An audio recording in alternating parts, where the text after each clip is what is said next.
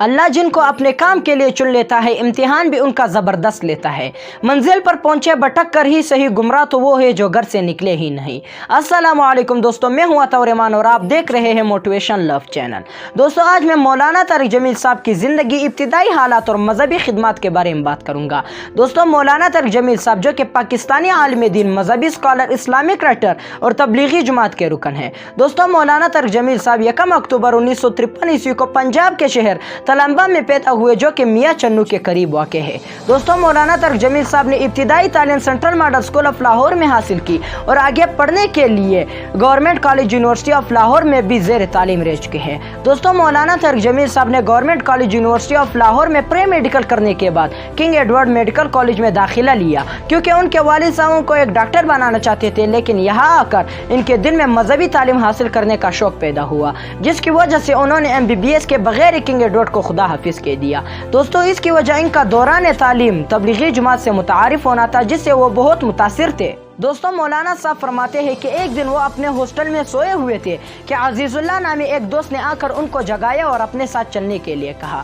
दोस्तों, ये जुम्मतुल मुबारक का दिन था। मौलाना साहब समझे कि शायद जुम्मे के दिन कोई फिल्म रिलीज हुई हो, तो शायद उसी को देखने के लिए अपने साथ चलने के लिए कह रहा है। तो मौलाना साहब अपने दोस्त के साथ चल पड़े। तो रास्ते में उनके दोस्त ने उनको बताया कि पहले जुम्मा की नमाज पढ़ लेते हैं, जिस पर मौलाना साहब समझे कि शायद सेकंड शो की बुकिंग होगी, इसलिए पहले जुम्मा पढ़ लेते हैं, फिर जाके फिल्म देख लेते हैं।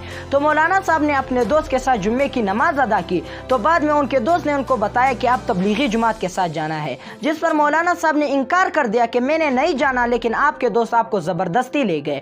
दोस्तों, मौलाना साहब उस दौर में अपने कॉलेज के बेहतरीन सिंगर हुआ करते थे। वो कई फंक्शंस पर गाना गाते थे और बहुत मकबूल थे। दोस्तों, मौलाना तारिक जमील साहब तबलीगी जमात के साथ 3 दिन रहे। वो इस तजर्बे से बहुत मुतासिर थे। मौलाना साहब ने सोचा कि अगर मैं इस वक्त मर गया तो मैं कहाँ जाऊँगा, जो जन्नत में या दोज़ख में। दोस्तों, इसी सोच विचार में उन्होंने 3 दिन के बजाय 4 माह तबलीग की और उन्होंने ये फैसला किया कि अब वो डॉक्टर नहीं बनेंगे बल्कि मौलवी बनेंगे। दोस्तों, मौलाना साहब एक जिम्मेदार फैमिली से ताल्लुक़ रखते थे।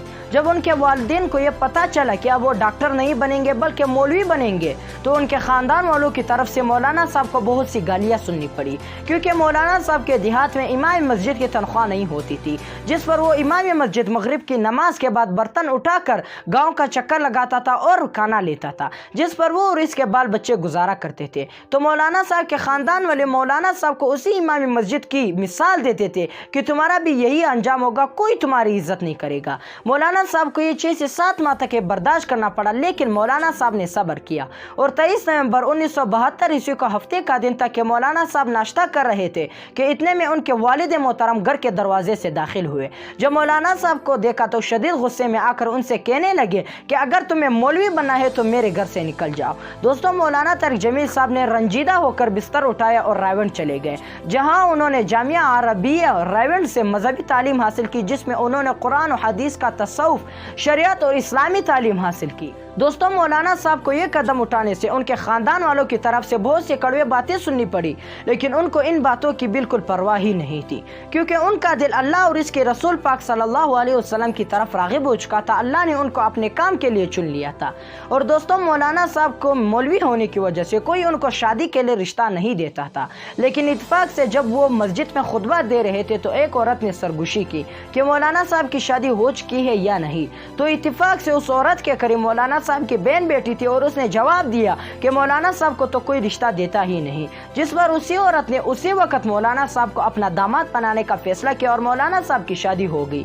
दोस्तों, मौलाना तारिक जमील साहब ने तबलीगी जमात के साथ 6 बड़े आज़मों का सफर किया है। मौलाना तारिक जमील साहब की वजह से बहुत से लोग इस्लाम के दायरे में आ चुके हैं। यहाँ तक कि 2020 में गवर्नमेंट ऑफ पाकिस्तान ने मौलाना साहब के मजहबी खिदमत का एतराफ़ करते हुए उन्हें तमग़ा हुस्न कारकर्दगी पेश किया। दोस्तों, ये थी हमारी वीडियो। अगर पसंद आई हो तो इसे लाइक, शेयर और कमेंट करें। हमारे चैनल को सब्सक्राइब करें और बेल आइकन को दबाना मत भूलिए, ताकि हमारी इसी तरह की और वीडियोस आपको वक्त बर वक्त मिलती रहे।